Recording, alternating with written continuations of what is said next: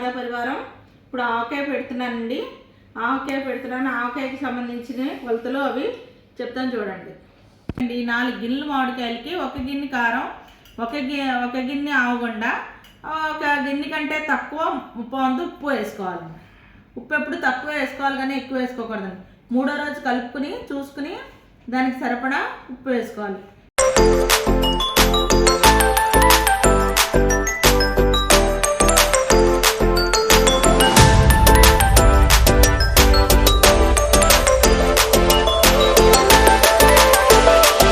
ముక్కలు నూనెలో తడిపి అప్పుడు కాయలు కలుపుతూ ఉండాలండి.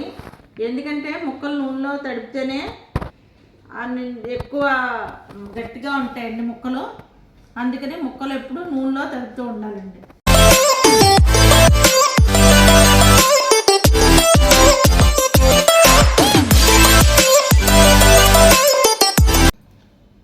అలా కొంచెం కొంచెం కలుపుకుంటూ వేసుకోవాలండి.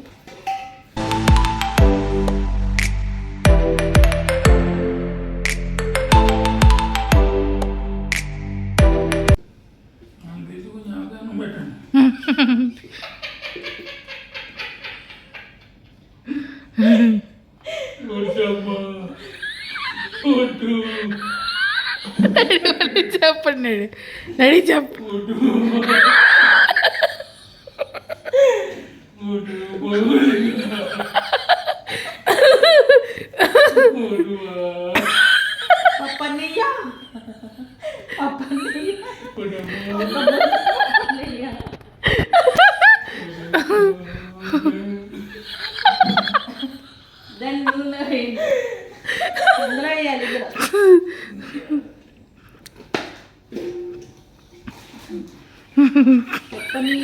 ఒప్పనియా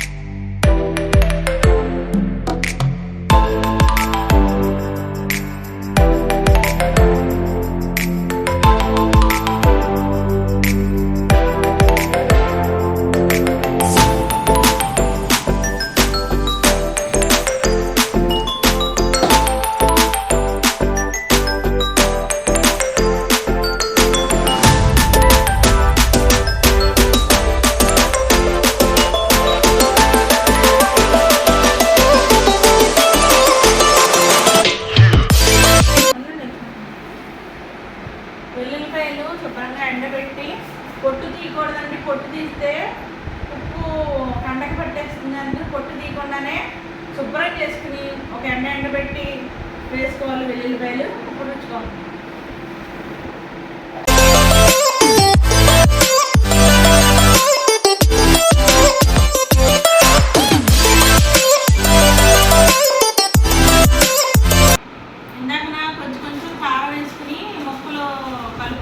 డబ్బాలో వేసుకున్నాం కదండి.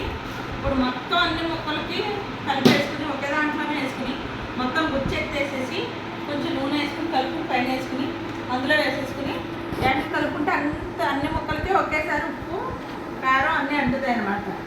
ఇలా అంటిన ముక్కల్ని కాస్త వెల్లుల్లిపాయలు అవి వేసుకుని ఇలా అంటిన ముక్కల్ని అందులో వేసేసుకున్నాక పైన నూనె పోసుకోవాలి కొంచెం. తర్వాత 3వ రోజు సరిపోతే నూనె సరిపోయినా వేసుకోవచ్చు, ఉప్పు సరిపోయినా కలుపుకోవచ్చు, ఏం సరిపోయినా పైన మనకి కలుపుకోవచ్చు.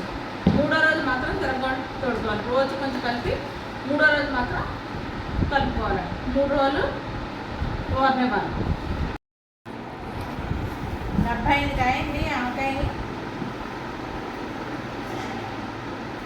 చేతులు శుభ్రంగా కడుక్కొని శుభ్రం చేసుకున్నాక ప్రతిదీ ఆవకాయకి ఎప్పుడు స్నానం చేసి శుభ్రం చేసుకుని ముందు ఒళ్ళంతా శుభ్రపరుచుకుని గోళ్ళు లేకుండా ఇష్టానుసారం ఉండకుండా కడి పొడి లేకుండా శుభ్రంగా చేసుకోవాలండి.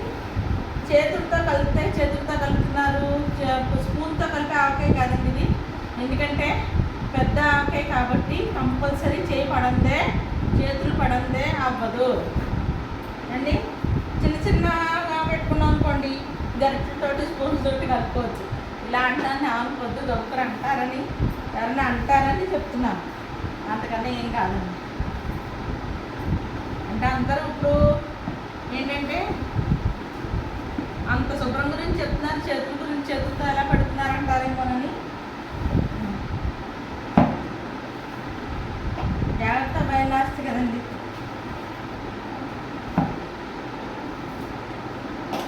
ఒక్కరోజు కష్టపడితే అండి సంవత్సరం అంతా తినచ్చు. పొద్దు నుంచి అస్సలు ఖాళీ లేదండి. నొక్కేసుకోవాలండి, నొక్కేసుకొని అండి పైన నూనె పోయాను, పైన నూనె పోయింది. డాడీ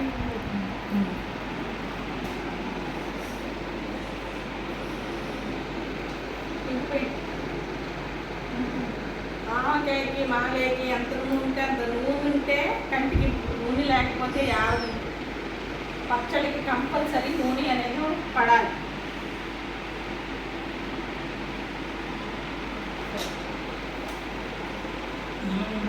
మళ్ళీ మూడో రోజు గురిన దాన్ని బట్టి నూనె కొంచెం వేసుకోవాలా లేదా ఉప్పు అన్నీ సరిపోయలేదా చూడాలి.